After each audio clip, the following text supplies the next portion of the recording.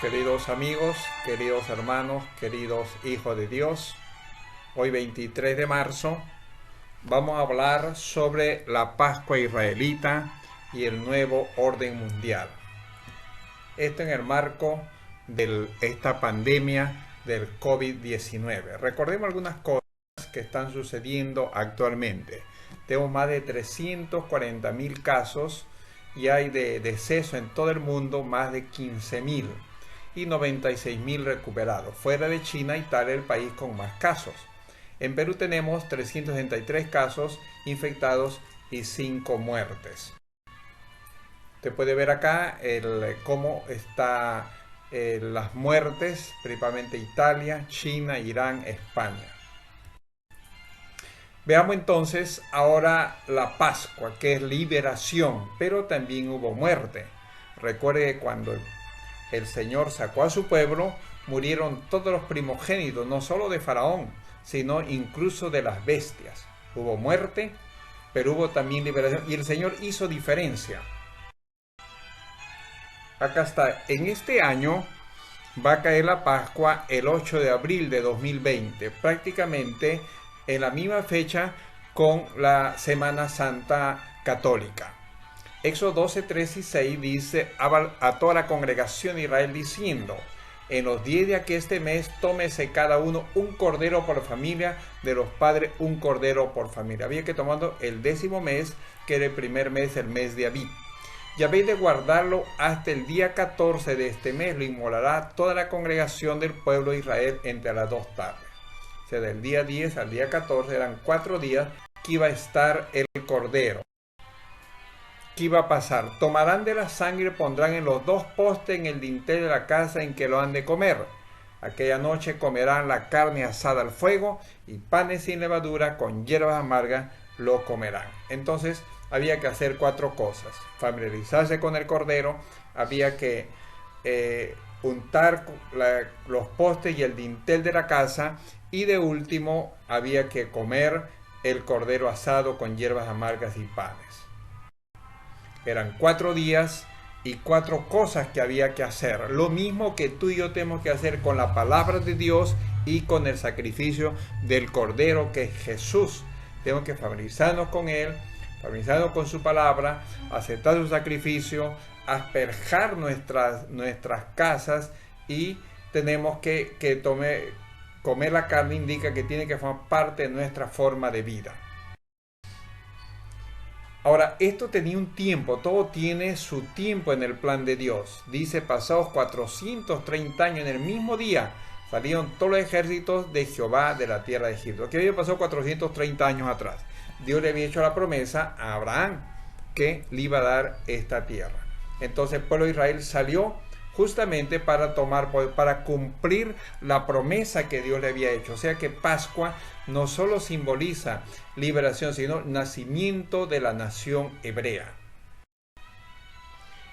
Pero esto era una figura de lo que iba a suceder. En Daniel 9 tengo una profecía de 70 semanas donde se detalla el tiempo que Jesús iba a ser bautizado y cuándo iba a ser su muerte también. Por eso cuando Jesús vino, Él vino a establecer el reino de la gracia. En Marcos 1, 14 y 15 dice: Jesús vino a Galilea predicando el evangelio del reino de Dios, diciendo: el tiempo es cumplido, el reino de Dios está cerca, arrepentíos, creed al evangelio. O sea que Jesús estaba dando cumplimiento a la profecía de Daniel. Y Él comenzó su ministerio justamente en la última semana de esas 70 semanas de años. Él mismo lo dijo cuando estaba comiendo la cena con sus discípulos: el que come mi carne y bebe mi sangre tiene vida eterna. Yo le resucitaré en el día posterior. El que come mi carne y bebe mi sangre, en mí permanece y yo en él. Está hablando nuevamente de su sacrificio, de su amor, de su gracia y también de su palabra. Tiene una doble connotación. La Pascua es un símbolo de la pureza, el nuevo nacimiento, de dejar el pecado. Dice el Señor: limpia pues la vieja levadura, para que seáis nueva masa, como sois sin levadura, porque nuestra Pascua, que es Cristo, fue sacrificada por nosotros. Lamentablemente, el pueblo que él vino a salvar no lo oyó. Y el Señor permitió que los pasaran mucho tiempo, por decir, fuera de su tierra. Pasó desde el año 70, más de 1800 años, del 70 de cuando vino los ejércitos de Tito, y en 1948, el 14 de mayo, David Ben Gurión, él declaró la independencia de Israel, o sea, volvió a nacer, por decir, el Israel. Y eso era el cumplimiento de la profecía de Isaías 66:8. Lo mismo que sucedió en el tiempo antiguo sucedió en nuestro tiempo. ¿Quién oyó cosa semejante? Dice, ¿quién vio cosa tal? ¿Parirá la tierra en un día? ¿Nacerá una nación de una vez? Pues en cuanto Sión estuvo de parto, parió a sus hijos. Aquí el Señor dice que en un día iba a nacer una nación. Y eso sucedió en el tiempo antiguo, nació cuando Jesús murió, y sucedió también en este tiempo el nacimiento de la nación de Israel. Pero la profecía señala que en este tiempo va a haber una nueva esclavitud. Los poderes del mundo, y usted ve que ahora estamos en cuarentena, se está uniendo los poderes para socavar las libertades de las personas. Apocalipsis 13 dice, y le fue dado que diese espíritu a la imagen de la bestia, y haré que cualquiera que no adorare la imagen sean muertos.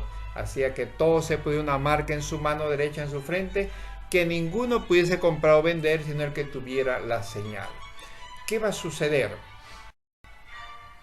El 14 de mayo, dentro de pocas semanas, va el Papa Bergoglio con los líderes mundiales. Él llama a hacer un pacto educativo humanitario. Dice, dejando un lado a Dios. Este es lo que dicen los comentadores. Bien, este es el promover el 14 de mayo como lema, reconstruir el pacto educativo global.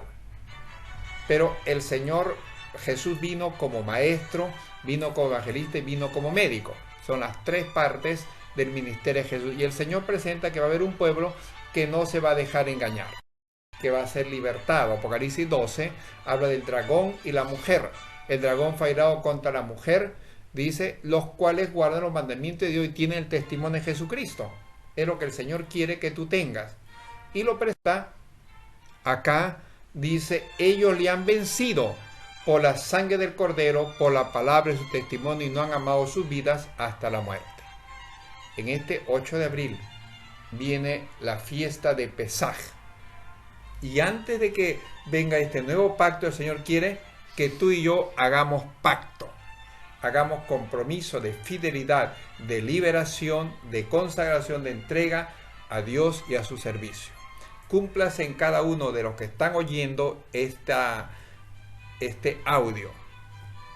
Le han vencido por la sangre del Cordero y por la palabra de su testimonio. Que el Señor le dé un día de sanidad, de santidad, de sabiduría y de restauración y de visión salvadora y santificadora.